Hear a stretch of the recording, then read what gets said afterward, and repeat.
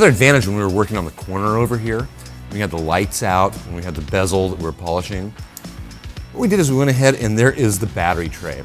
This is something that very oftentimes is completely ruined because you get the battery acid, it falls down there. Luckily, we were able to salvage this one.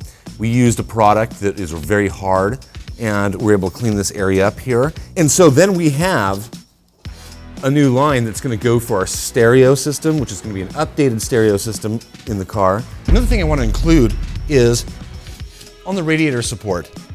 A lot of times there is a little bracket that was there to hold the battery cable.